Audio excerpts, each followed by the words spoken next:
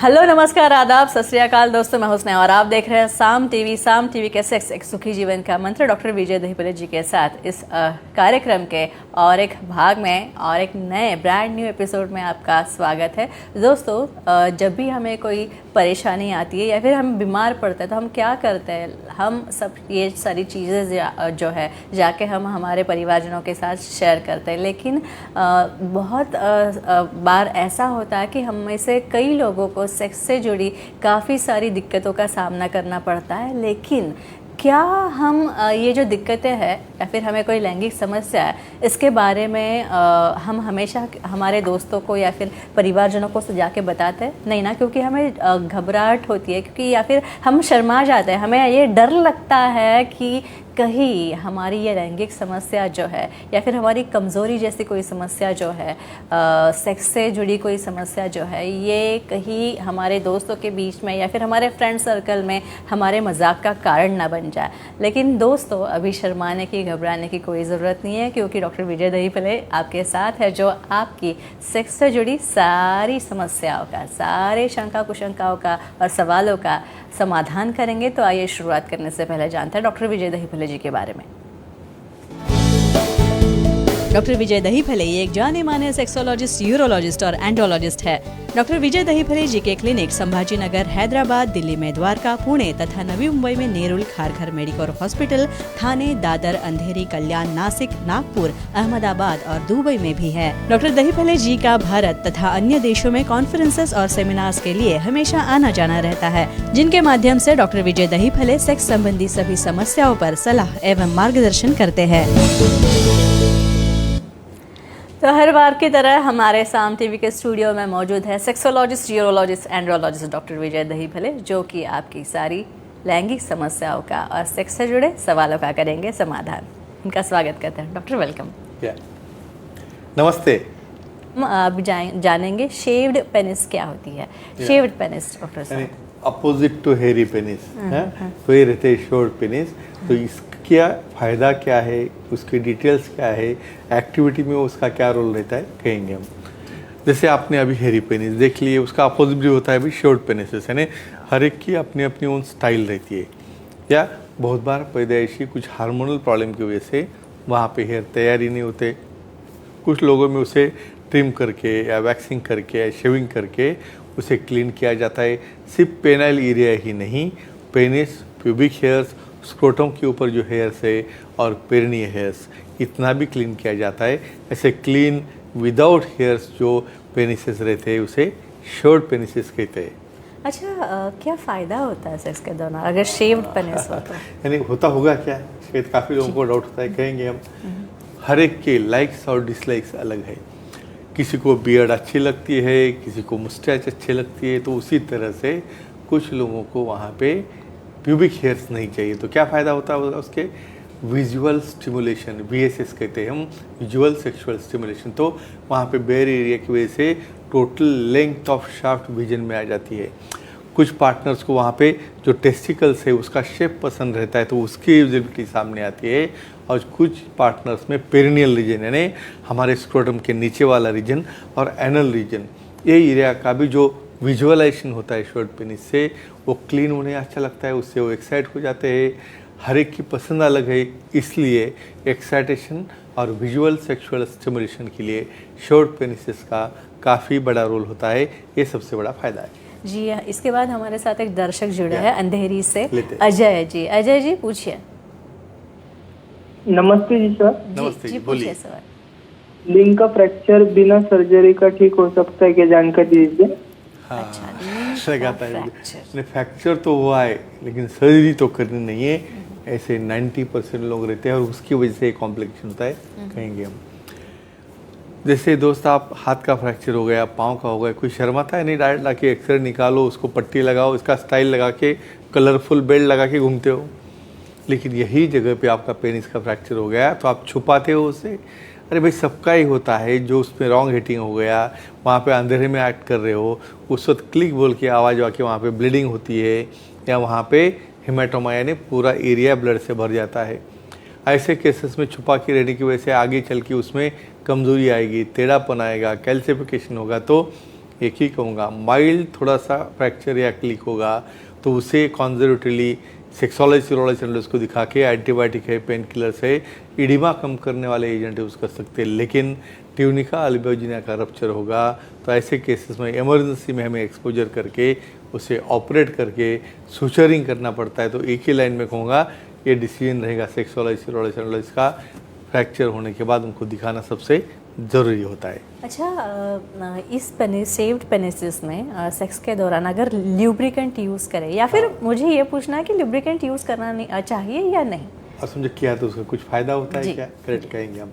हमारे पास बहुत बार female partner काफ़ी शर्माते हैं उसके अंदर बोलने के लिए पार्टनर कि भाई मुझे लुब्रिकेंट चाहिए, क्योंकि ये मेरा है ही नहीं ना, जो चल रहा है वो बहुत बढ़िया चल रहा है, चलने दो।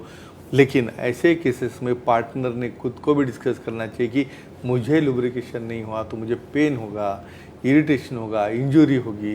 तो ऐसे केसेस में स्पेशली श्योर्ड पेनिस होगा, क्या होता है वहाँ पे क्लिट का लुब्रिकेंट रहने की वजह से जो रबिंग होता है, क्लिट का रबिंग, क्लैटरस का रबिंग, वहाँ पे क्लीन रहने की वजह से डेफिनेटली इजी जाता है, जिसकी वजह से उन्हें ऑर्गेज़म मिलने में बहुत अच्छा फ़ायदा होता है।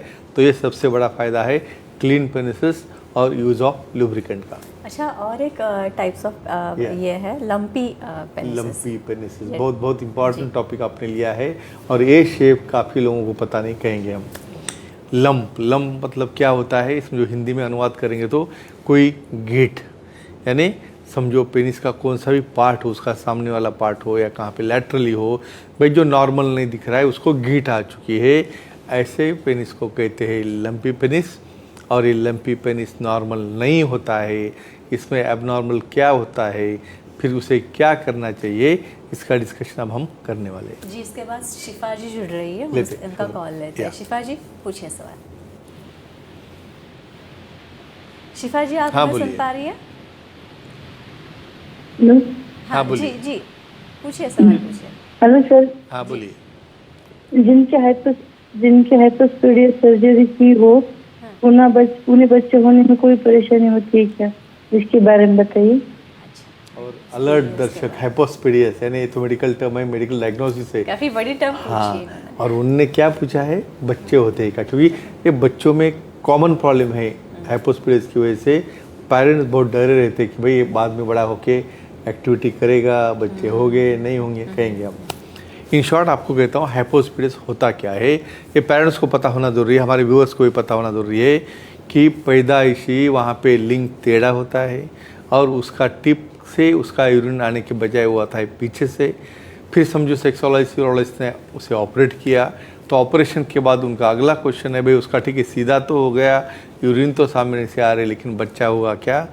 यहाँ पे एक चीज़ कहता हूँ, बहुत बार हाइपोस्पेडियस के साथ क्रिप्टोर्किज्म यानी उसके दोनों टेस्टिस अनडिस्टेंस नहीं रहती है, नीचे सैक में नहीं आते, ऐसे केसेस में हमें कुछ हार्मोनल थेरेपी देनी पड़ती है। अडल्ट होने के बाद सेक्सुअल एक्टिविटी तो अच्छी होगी, सीमेन भी अच्छा आ रहा है, लेकिन कुछ क्वालिटी ऑफ स्पर्म में प्रॉब्लम होगा तो उसे भी कुछ ट्रीटमेंट रहती है।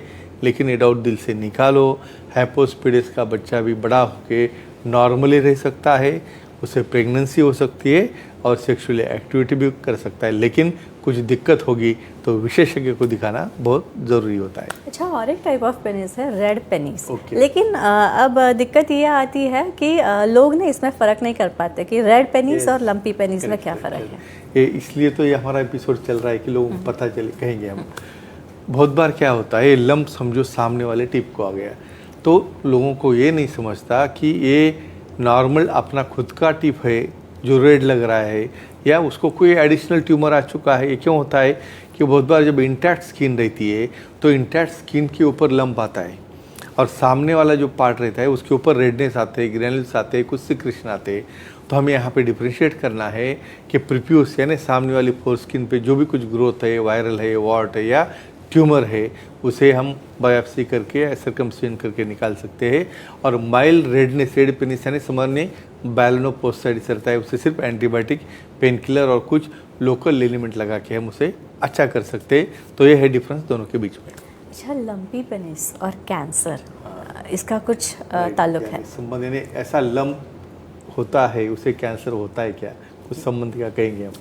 देखो ये लंपी पेनिस कभी कभी नॉर्मल बिनाइन रहते हैं। बिनाइन मतलब भाई उसके अंदर कुछ यानी एबनॉर्मल नहीं है, ट्रीटमेंट दी सब दी, स्वेलिंग निकल गया। लेकिन कुछ केसेस में उसका फ्रिक्शन होके, इरिटेशन होके स्क्वामस सेल कार्सिनोमा एक कैंसर का प्रकार है जिसमें उसकी ओवर ग्रोथ होके पेनिस का कैंसर बनता है। और ऐसे केसेस में हमें उसकी मार्जिन 1 सेंटीमीटर छोड़ के बहुत बार उसे पूरा कट भी करना पड़ता है। तो फ्रेंड्स एक चीज़ ध्यान में रखो, नॉर्मल क्या है, एबनॉर्मल क्या है, इसका डिफरेंस आपको समझने के लिए ये हमने एपिसोड लिया है। शायद मुझे लगता है काफ़ी लोगों के डाउट्स के अंदर क्लियर हो चुके हैं। काफ़ी सारी ना डॉक्टर साहब Surely. इसके बारे में ना काफ़ी सारी चीज़ें होती है, बहुत क्यूरियोसिटी होती Surely, है, बहुत हाँ। कौतूहल होता है। Right. और इसी के लिए हमने ये इस मंच Episode का बनाया आयोजन है, किया है surely. और इसी के माध्यम से हम समाज में जागृति निर्माण करने का, जागृति लाने का प्रयत्न करते हैं। तो दोस्तों ये थे हमारे खास मेहमान डॉक्टर विजय दहीफले, जिन्होंने सेक्स समस्या और उसके हवाले से बहुत ही अच्छी उम्दा जानकारी दी। लेकिन अगर आपको भी डॉक्टर साहब से मिलना है तो आप ज़रूर मिल सकते हैं, क्यों नहीं भाई, क्योंकि डॉक्टर साहब की वेबसाइट है sexologist@vijay-dahipale.in। इस पर आप जाएंगे तो आपको अपॉइंटमेंट का बटन दिखेगा, आपको क्लिक करना है और आसानी से अपॉइंटमेंट लेनी है डॉक्टर साहब की। तथा डॉक्टर साहब के कई सारे सेंटर्स हैं, अंधेरी में, दादर में, नवी मुंबई में, नेरुल में, थाने, कल्याण, पुणे, संभाजी नगर, हैदराबाद, नागपुर, दुबई में भी डॉक्टर साहब के सेंटर्स है। यहाँ पे आप जाएंगे तो आपको डॉक्टर ज़रूर मिलेंगे। सिर्फ आपको एक बात करनी है, एक बात ये है कि आपको बहुत ही याद से डॉक्टर साहब की अपॉइंटमेंट लेनी है और फिर ही जाना है, तभी आप डॉक्टर साहब से मिल पाएंगे। तो अब वक्त हो चला है यहीं पर रुकने का, लेकिन डॉक्टर साहब अब यहाँ पे आए इसलिए आपका बहुत बहुत धन्यवाद। धन्यवाद। तब हम दर्शकों को भी बाय Sure, कहते हैं, विदा definitely. कहते हैं। तो हम यहीं पर रुक रहे हैं, लेकिन अगले शुक्रवार हम इसी हिंदी भाग में मिलने वाले नए विषयों के साथ नए विषयों का चयन करेंगे। तब तक गुड नाइट, नमस्ते। शब्बा खैर।